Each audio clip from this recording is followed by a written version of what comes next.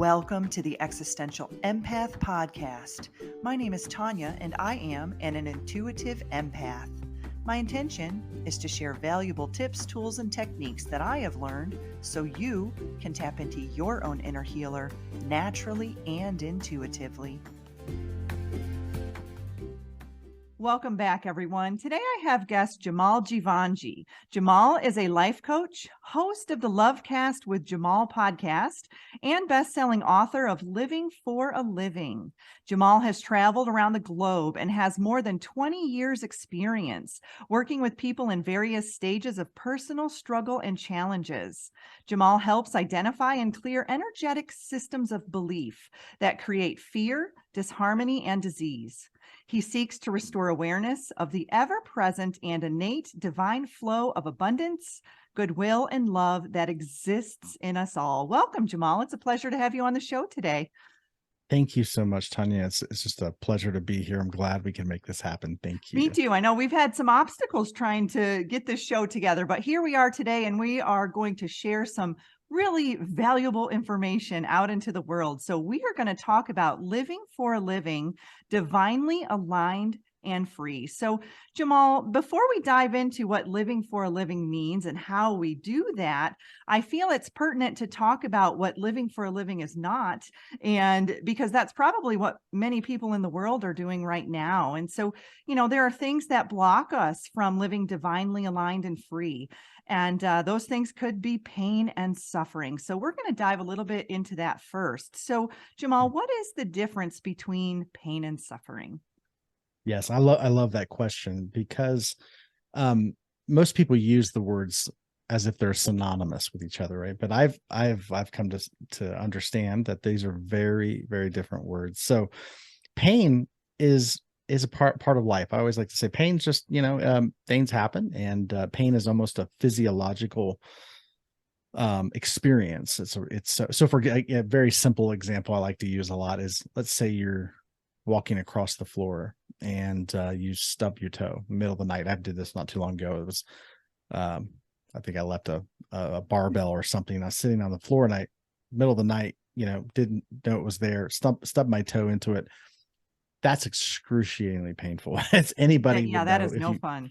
When you stub your toe, it's like life just is over, whatever, it becomes apocalyptic in that moment. It's like there is nothing left. This is just emergency.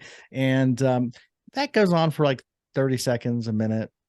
And then what you notice is that the pain subsides a little bit. It's like a wave, right? A wave comes, it crests, and then it subsides. Pain is like that. There is a cycle to it, beginning, middle, end. And once it subsides, you can come back to awareness of reality. Okay, back to life. Life's not over. I'm still loved. I'm still here. So it's okay. So after a few minutes, it goes away. Suffering's a bit different, however. Suffering is different than pain. Suffering is really narrative based. If we look at suffering long enough, we can say, oh, there's a story here. Yeah. And the story doesn't end with the physiological experience. So for example, let's say I stub my toe. Pain is there. Yes. It's, it crests, there's, and then it subsides. But suffering is the narrative. Maybe I get into this narrative, and the narrative is, I live with really inconsiderate people.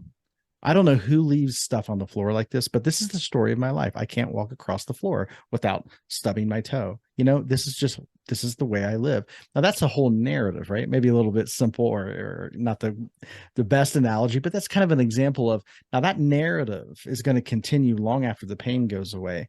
But that narrative really, the energy of that is very dense, very heavy, and it keeps us in this cycle of suffering. And that's the major difference between pain and suffering. Suffering is attached to a narrative. Pain, I've heard another person put it this way: pain is an event. Suffering is the story we tell about the event. Yes. And it creates momentum, right? Energetic momentum, because, say you stub your toe and then weeks go on and you're still sharing the story of you stubbing your toe 2 weeks ago, but the pain has subsided, but yet you're still suffering from stubbing your toe. And, we create these stories and we tell them over and over and over again. So Jamal, what is the root cause of suffering? Why do we do this to ourselves? Yes. And I always ask people, like, if you had a choice, would you suffer or would you not suffer? I know it sounds like a very simple question. People are With a like, well, of simple course I answer. wouldn't suffer. Yeah, nobody would suffer. And it's like, okay, where does suffering happen? I always like to ask, what is the location of something? If you can find the location of it, you can address it. And people are like, what do you mean, where is it? I was like, yeah, it's not outside, right? It's not down the street. It's not in somebody else's house. Like, where is suffering? It's always within us. Mm-hmm. So I always come back and say, do you have control over what's happening within you? And if the answer is yes, then it's like, why are you suffering then? So then the answer must be no, I don't have control. And that's why we suffer, because we don't have control over what's going on inside of this dimension, this state of being inside. And that's simply because we haven't learned how to do that. But it is possible. I always say, though, there's a lot of things we don't control in life, right? That we don't control the economy. We don't control the weather. We certainly don't control other people. But what do we have control? There's only really a few things that we have 100% control over. And one of those dimensions of life that we actually do have control over is our inner state of being. Yeah. And that comes down So, to our choices, right? We have a choice to choose thoughts that create more suffering, or we have a choice to choose thoughts that don't create more suffering. It's just becoming more consciously aware of where we're focusing our energy and our attention. Totally. And there's these scripts that are running, right? When we talk about a story, right, that suffering is attached to a story, where the story is actually following a script. And that script, and the reason this can be so challenging for folks is because the script it's not out in the open. It's embedded. It's kind of like HTML. Yeah, it's like computer it's like code, right? Code in there. Because when you operate on a computer, right, you're looking at your desktop, you see icons and folders and you're interacting with them, but there's no folders there. There's no icons there. Those they appear to be there, but it's just the way the processor is processing code or information. It's ones and zeros. Well, in the same way, at the subconscious level of our mind, there is coding there. And this coding is basically, if we're going to boil it down to its simplest form, what is it? It's memory. It's an accumulation of past memory. These memories come in the form, they have come through to us through events that we've experienced, belief systems, but a lot of it is unconscious, meaning it was passed down to us through family dynamics, previous energy that came before us even, and that we inherit. And then a lot of that programming, it's an accumulation over time. It's kind of like when you live in a house for a while, you start to accumulate a lot of things, right? And so in the same way, your mental construct, we all have a mental construct of what it means to be who we are. That mental construct is the story. It's an accumulation over time of events and situations and beliefs. It's actually not who we are, but we have so identified with that story that we can't, in the beginning, we really cannot tell the difference between the story and ourself. We have so identified with the story. And this is what keeps suffering happening, keeps perpetuating suffering. Yeah. And let's look at that from a larger scale, because, I've always said this, even the word history, his story, right? That's it, her story, whatever, it's just that concept of it's a story. And when we continue to share story upon generation, upon generation, upon generation, that's energy. And I work a lot with clearing homes and crossing over earthbound spirits. And this is something that had actually come up in my reality as I had cleared a home, and the earthbound spirit, I had asked, why are you here? And they said, because you keep telling my story.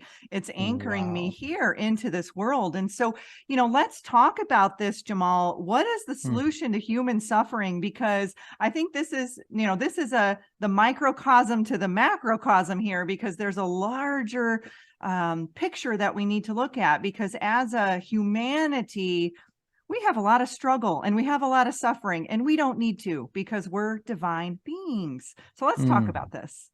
Yes, absolutely. And I love what you're sharing there. That's a powerful story of right? So that we keep telling the story, which keeps, and there's energy connected to the story, right? An entity, a being, whatever, we may understand that to be. There are lots of dimensions of existence that we are not aware of. But when the attachment to these things come from past events, past situations that come through in a story. So the solution, I would tell people, and this, some people will push back. I'll say nobody ever has any problems right now, right? You've experienced a lot of problems in the past, a lot of suffering, maybe some trauma, of course, in the past. Yeah. And then when we imagine the future, we, can imagine problems, right? We imagine situations that we don't like, and that creates fear. But there's no future. It doesn't exist anywhere. Where is that? The past doesn't exist. So if you could somehow, so all the future is when the mind creates a future, it has to have a reference point. Yeah. How can we create this imagination? Well, the way the brain works is it borrows from previous experience and then creates a blueprint of what's possible based upon previous experience. So it's simply just regurgitating the past. That's all it is. Now, if we could somehow move the past out of the way, if you had no past reference points and all you had was this moment, well, what's the problem? Right? There's no problem in this moment. In this moment, we're fine. I'm fine. You're fine. I'm clearly living on the beach right now. We're here, right? We're having this amazing conversation. All the problems I can think of are in the future, which is really just a regurgitation of the past. And so those are problems that may not even exist, right? Totally. Because we're basing them off of past experience. Totally. But the good news about the past is that it does not exist. It actually has never existed. Even whatever happened in the past, when we experienced it, it was the present. So the only reason it has such a story or such a stranglehold and cause such suffering is because it's repeating past narratives. But the past does not exist. So that means how are we here in this moment? A lot of us are unconsciously, we tend to think of our beginning, my beginning, your beginning, the beginning of the universe. We tend to think of back in the past, but the roots of our existence are not in the past because there is no past. It does not exist. The past is a creation of the human psyche. So that means the root of our existence is right now. So the beginning of our existence is not in the past. It's actually in this moment, the very beginnings. So what is possible in the beginning? Well, everything, right? Because I don't have a reference point that has, so the past is always going to be limiting because you haven't experienced everything in the past, right? We haven't experienced all things. We have, the past is limited because it's literally limited to what we've experienced. So if the past is my reference point, I cannot experience new situations. I can't create anything new. All I can do is regurgitate the past. But if the beginnings of my being is in this moment, then what I can create from this moment is really the possibilities are infinite. Yeah. And that's where people can start to experience something new in their life. They can start to create something new that goes beyond the limitations of the past. Yeah. And it reminds me of, say, for example, this is an analogy. Someone lives in Florida their whole life. And so they grow up seeing palm trees and the beach and the sun, but they've never seen snow. They've never heard of snow. They don't even believe snow exists because they've never experienced snow. But then they travel to Alaska and they experience snow. It expands their consciousness. It expands their possibilities. And maybe they decide to move to Alaska, and then they have a whole new experience. So, we are really, it's like when we're living in that now moment, it's really subject to what's going on around us in our environment too. And we can shift that at any time by creating momentum, by making a choice, by moving in a certain direction. And what that does is it just creates more possibilities and more possibilities. And it's like going on a road trip and saying, I'm going to turn, right this time, and then I'm going to turn left, and maybe I'll turn right a few more times. And every single time you take that trip, you could experience new things because you're making new choices, and you're making a new choice to take a right or a left, or to turn around, or to go forward, whatever you want to do. But that's where we come into this endless possibilities. And, many of us, Jamal, I think we get stuck on the same road or the same path or the same timeline, whatever you want to call it. And so, how do we shift ourselves out of that? How do we, it's like, and I felt like this when I was working in healthcare. I thought my whole life I'm just going to be working in healthcare and this is boring. I wasn't enjoying it, and then I thought, no, I have endless possibilities. So now here I am doing a podcast and, things I wouldn't have thought I was doing 10 years ago. So how do we shift these stories within ourselves? And, especially for people who are struggling, in this area. Well, one of the a very powerful and simple. So sometimes I think people have a tendency to overcomplicate things or overthink things. Change can happen really quickly and really simply because we're talking about energy. Everything is energy. So our life is not something that you can read about. Like you can't. I mean, I could write a book about my life. In some ways I have. You could write a book about your life and someone could read the book and that's great. It's not a problem. And it could spur, it could inspire, it could do a lot of things. But if you really want to experience your own life, you can't read about it. You actually have to experience it. So how do you experience life? So people talk about living life on purpose, right? And I'm a huge fan of purpose and being anchored to your purpose. And again, we make that very complicated. I don't know my purpose. What's my purpose? I have no idea. That's my number one question with clients, that what is my purpose? What is my purpose? I'll say, well, there's a lot of layers to that, right? There are, my understanding is that we're all here to do specific work in the world. Yes. And if we start there, it can be really complex, So I always say, it's like health, right? Health is another thing. If we start paying attention to our health and we start, let's say we get this, unfortunately, get a diagnosis of some terminal disease. And then if I say, okay, I want to start paying attention to my health, much more challenging at that level. It can be done, but it's much more challenging. I always say, let's start where it's simple, right? Let's start paying attention to our life. So the first purpose, let's start paying attention to our purpose. What's our first purpose? For everybody, I can say the first purpose of life is to live it, to experience it. I know that sounds really cliche, but you can't experience your life if you're trying to get somewhere. So if we're trying to get to the future, and a lot of us, because we're suffering, we're going, okay, I don't have enough money. My relationships aren't good right now. I feel stuck. So immediately the mind starts creating an escape. Well, maybe the future will be different. Maybe it'll be better in the future. Well, I like to ask people, what have you ever experienced in the future? Anything? Nothing. It reminds me of job interviews. Where do you see yourself 10 years in the future? I'm like, really? I don't know. Totally. So really, honestly, in order to experience your life, you cannot be in the future because there is no future. You have to experience it now. So I always say, let's go back to how do you experience your life right now? Sensations. There are certain sensations. So we may have a tendency to think of, have fear-based thoughts or anxious thoughts about the future. And we say, okay, that's fine. When you think of the future and you feel worried about the future, it feels limiting, it feels impossible, it feels stuck, or you're worried about how things are going to work out. Okay, that's a thought. There are thoughts there. What does that thought feel like? What is the sensation of that thought in this moment in your body? Like, does it feel, typically it's heavy. Yeah. There's a heaviness in the chest. It's hard to breathe, right? There's some anxious, restrictive. And I always say, okay, that's where you want to shift it. Pay attention, feel that thought. That's telling you something. Truth never feels restrictive. My experience is that truth doesn't feel heavy and dense and scary. And if there's fear, like there's the sensation of all those sensations of fear and density and feeling limited and powerless. Those are actual sensations that are showing you what's not in alignment with you, with who you actually are. Those are out of alignment.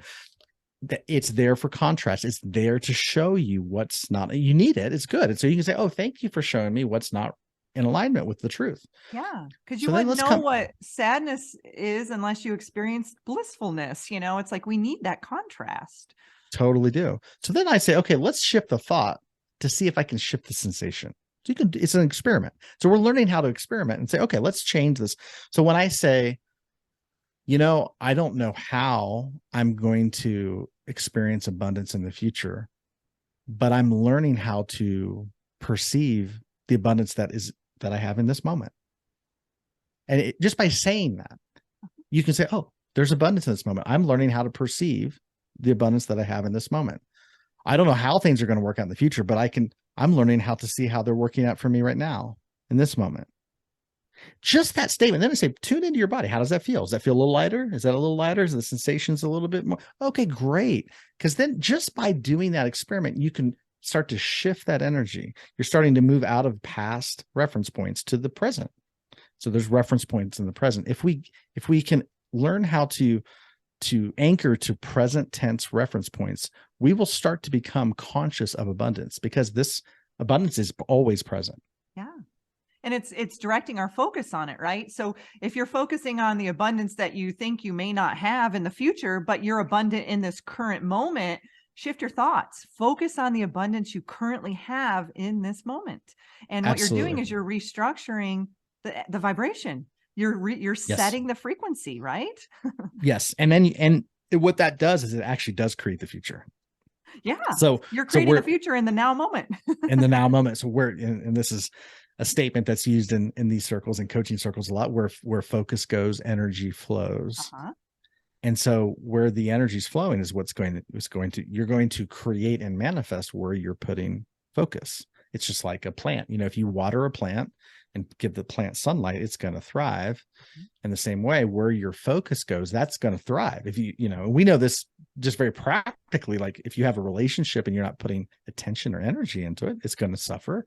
If your health, if whatever we call good health, all of that is simply focus. I paid attention to what my body needs. I paid attention to what I'm eating, how I'm sleeping. Then health is the result, right?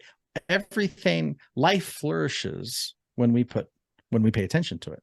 So if you pay attention to the past, that'll flourish. And if you don't like the past, if it's limiting, well, we don't want that to flourish. So let's pay attention to something different. I love that. I love the analogy of watering the plant, because, it starts and you have a seed and it's under the dirt and you don't see it, but every day you're diligently watering the plant. And then soon enough, you start to see this little sprout grow. And then before you know it, there's a huge plant. And yesterday I heard a saying, and it said, trust the process, even when you don't see the processing happening. And that kind of hit me hard, because that's like watering a plant, right? You're like, okay, I don't see the sprout yet, but I'm going to continue to water this. I'm going to put focus towards it. I'm going to nurture this. I'm going to give it positive energy, positive thoughts. And before you know it, you have a big, beautiful plant in front of you. And you're like, how did that happen? Right. But it's really being consistent and creating momentum in a certain direction that you desire. So that way you are creating your future in this now moment. And I love this conversation because it's deep. it totally. And I think a lot of folks aren't yet convinced of how creation happens, right? We're kind of trained to feel like, oh, if it's not in my physical proximity, if I can't see it, taste it, touch it, have it in this moment, then it doesn't exist. And what that does is, when we buy into that paradigm, then we're waiting. We're waiting for that money to show up. We're waiting for that relationship to come in. We're waiting for the future to get here. And I've heard it said this way: if you're waiting, you're not living, right? Because what are you waiting for? Because, a farmer, if you look at a farmer who plants some seeds in the ground, they understand the process, right? Okay, the seed has to get planted, right? And then it has to get watered. And over time, eventually the crop will come. They're not in denial about that. So let's say a farmer plants a field on a Friday. It's a Friday, and they put down some seed and they cover it up, and a Monday rolls around and someone comes and says, hey, how's it going? Well, you would never hear a farmer go, oh, this is a disaster. Look, I planted this, and look, there's nothing. I'm looking at the ground. There's nothing happening, right? A farmer wouldn't do that because farmer's like, oh, it's great. The process. they trust it. They understand how creation works. Believe it or not, farming is a great analogy for living, because everything starts at the seed form. Everything. Wow. If we just pay attention to life, everything begins at the seed level. Well, when you create something, it has to start at the seed level. Well, what is the seed level? It's not when go back to the farming analogy, when you harvest the crop is always the last stage. We tend to look at that as the first stage. Yeah, true. It's the last stage. The money. Right. When it finally shows up. but it's created the moment you've put your focus. So what is an intention? An intention, my understanding of an intention is simply focused awareness. That's all it is focused awareness. As soon as you focus your awareness into a certain thing you may want or desire, immediately the seed now exists. Mm-hmm. And that seed is planted as soon as you focus on it. So if you can understand that, then you can, what happens is you become more receptive, less resistive, stress goes away. Okay, it's in process. Yeah. Oh, it's in process. And then you're nurturing it. You don't smother it, right? You don't set that intention. And then every day you're like, where is it? Where is it? Where is it? It's not here. Right. I set this intention, not like watering a plant. You're not over watering it. It's not growing. I'm going to flood the plant, no, you're going to just nurture it, put a little thought and focus towards it every day, and then just go about your day. And before you know it, it'll appear in the physical reality. And I hear that a lot with my clients is I am waiting for ... whatever it is. And I always shift their words around. I am aligning with, because when you're doing that, you are shifting your vibration, you're shifting your frequency. Waiting is a frequency. It's out there. You're going to be waiting to the end of time when you're using that frequency, because it's out there. You're not attracting it. You're just waiting for it. You're sitting there waiting for something to happen. But when you're aligning, you're actually shifting your vibration to be able to magnetize it into your life. 100%. Absolutely. I love that. Yeah. And so let's talk about your book, Living for a Living. And let's talk about that. I know we briefly discussed what that's like to be living for a living, but when you actually embody this into your life, I think a lot of us can sit around and say, oh yeah, I live for a living, but they probably say it in a more sarcastic way, where you and I, Jamal, we're literally living for a living and we're in the flow state. So let's talk about that. Yes, absolutely. Well, the title of the book, Living for a Living, it comes out of a frustration, throughout my life growing up. People would always ask, we understand this question. What do you want to do for a living? What do you want to do when you grow up? What do you want to do for a living? But I grew up in a family, and in the book, I talk a little bit more of the details of my family. My dad grew up in East Africa. It's from Indian descent originally, but grew up in East Africa. A lot of struggle and poverty, instability in that part of the world. My mother grew up in Ohio, and southeastern Ohio. Totally. And it's, kind of an Appalachian culture where there was in some aspects of her family, there was a lot of generational struggle and poverty. So I came into the world with this sense of just angst, and that the focus, and what I witnessed in my parents was that there was a really strong focus to survive. Literally all their life's energy and focus went on to going to work every day, making the money, paying the bills, because bills have to get paid. And that was the number one priority. This is what you do in life. So I picked up certain narrative, which is life's hard. You have to leverage your time for money so that you can survive. And that never made sense to me. Even as a child, I remember going, and I appreciated my mother worked, she had a job. She worked for the state of Ohio. It paid well, good benefits, especially for where she, her dynamic and the family she came from. I mean, it was like, you kind of hit the gold mine if you got that kind of a job. You're secure, Problem is that she hated her job. It was a good job, paid good money, very secure, but she didn't like it. Matter of fact, she hated it so much that when she would get up in the morning, sometimes she would actually vomit. She'd throw up. She'd be sick to her stomach. She did this for 30 years. She retired at this job. I watched this every day. And I was always somebody who I was very curious from day one. As early as I can remember, I was always asking questions. Why do people, I'm paying attention to everything. And I'm watching my mother and I'm going, she is suffering. She's miserable. And yet she does it for us. So I had these mixed messages. I felt gratitude. I felt appreciation for her sacrifice. At the end of the day, I kept saying, is that my life? I don't want to grow up and do that. I don't want to grow up and work for a living doing something I really despise. And so when people talk about living or working, what do you do for a living? I'm going, well, my mother's not living. To me, that's a shell of a life. Yeah. That's not truly living. Mm-mm. even though I appreciate it, I'm like, I want to know what it means to live fully. So the number one threat to living, in my understanding, is survival, is the need to survive.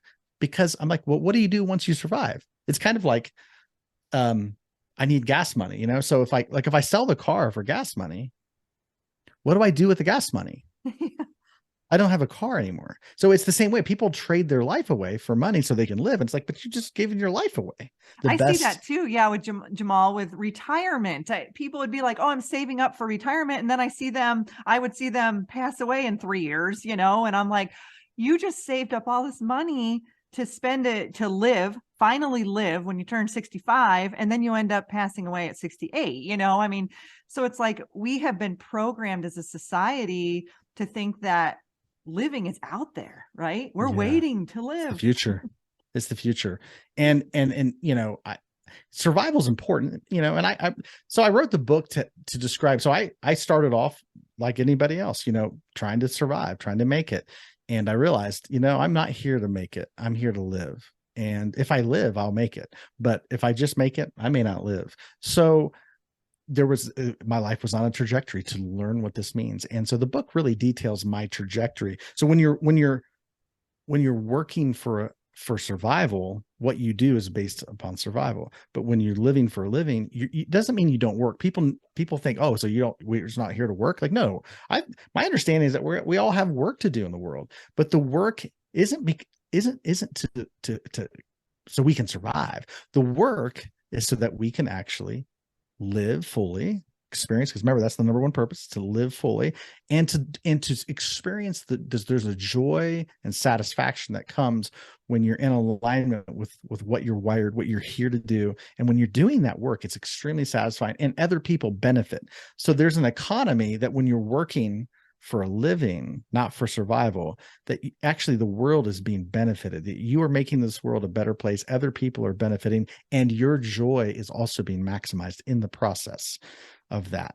And so living for a living is moving out of an economy of survival to an economy of love and service. And that's what the book is about. And it is possible, but we have to come away from a lot of thinking, right? A lot of, scarcity thinking. My dad would always say, money doesn't grow on trees. Yep, I've heard You have those to work, too. You have to to work work really hard really to make hard. money. Mm-hmm. And I always say, how much did it cost to create the world? How much money did it take to create the universe? None. Energy. Zero. Mm-hmm. Just energy. And believe it or not, every single one of us has access to that same energy. And it's abundant and it's abundant. infinite. It's Infinite. beyond infinite, if there's even a word for that. Totally. And the way we access it is by moving from obligation and survival to desire, because that's the engine of it. And I had a person one time read my book, and he read the book, and I don't think he understood the book. So he said, I like the book, but it's just not for me. I said, okay. I said, well, why is it not for you? He said, well, because I'm not fortunate. I'm not privileged. And I said, well, okay, well, what does that mean? He said, well, not all of us can live for a living. Some of us have to work.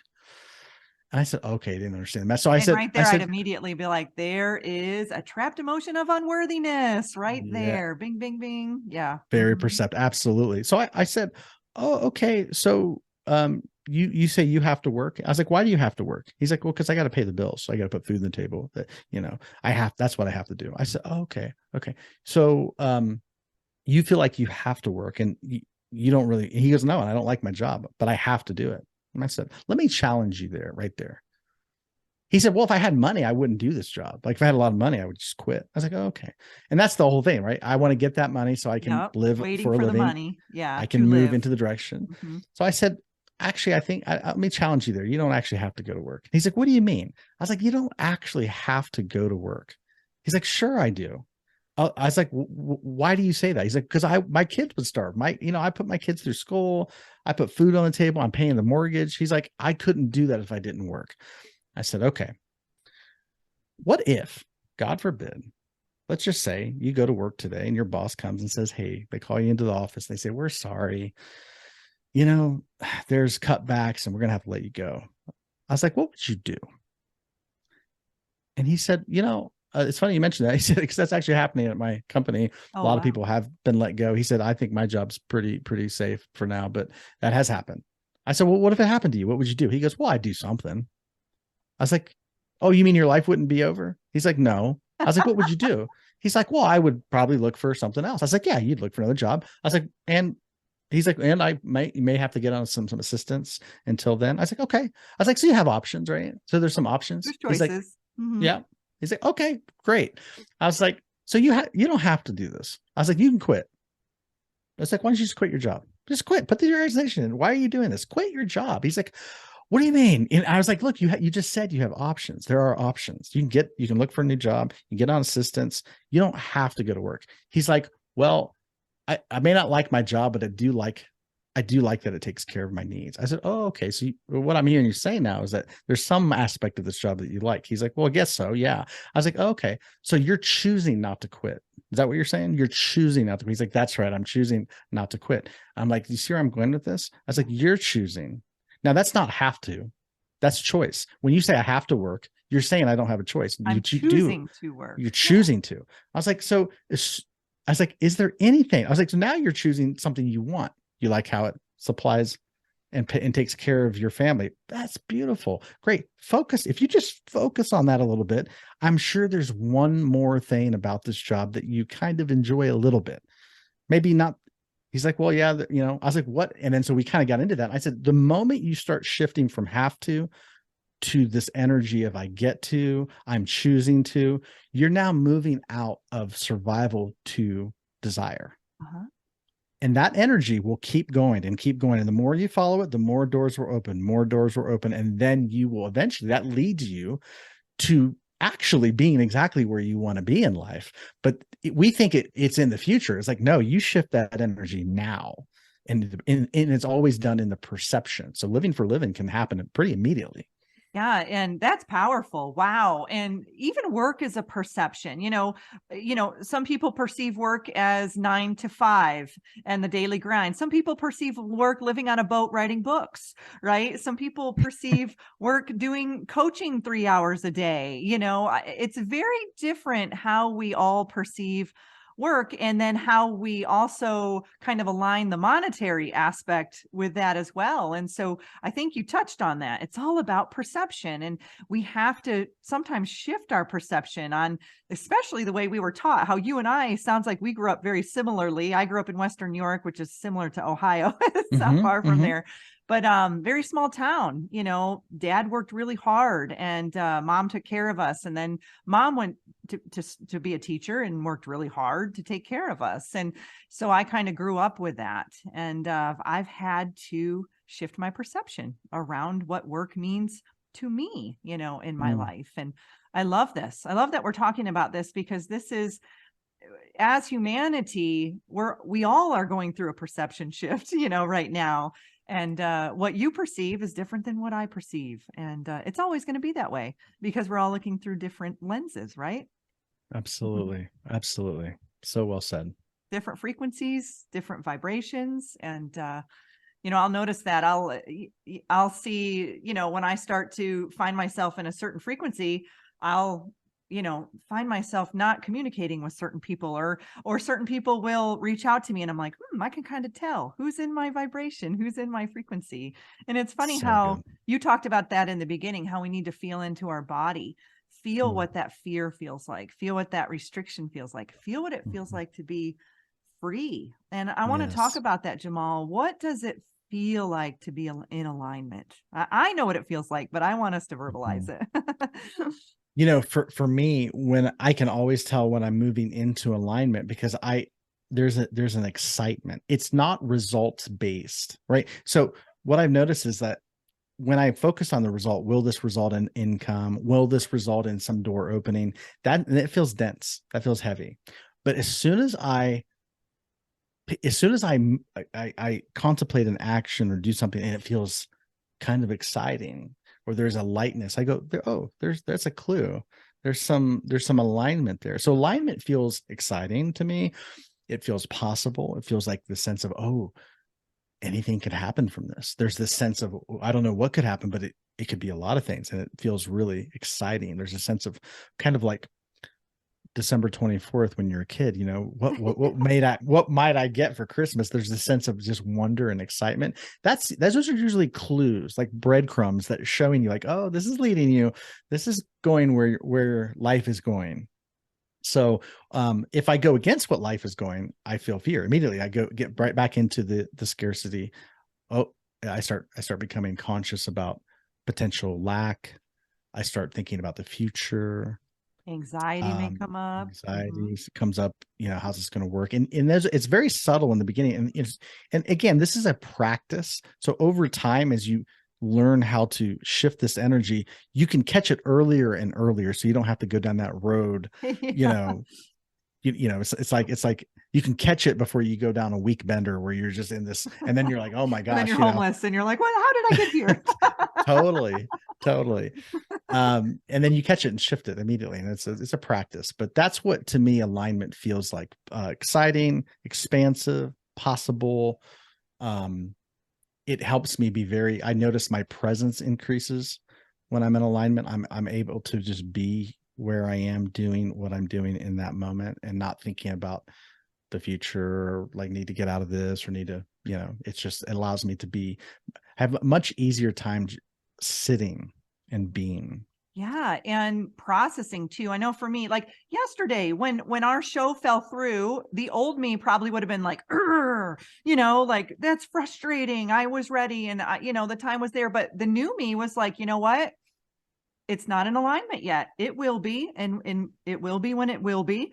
And honestly, what I did, Jamal, is I went and created another podcast. I went and did my own and put it out there. I had some inspiration. I had some energy move through, and there was a reason that needed to come through at that time. So I didn't waste the now moment, right? I utilized that now moment. I didn't waste it with frustration and stress and control and why didn't this happen. I actually utilized it, and then I let it go, and then boom, here we are today having this beautiful conversation. And so I think when we are in alignment, we have a deeper understanding of when things don't work out the way we think they should work out, or they don't work out as planned.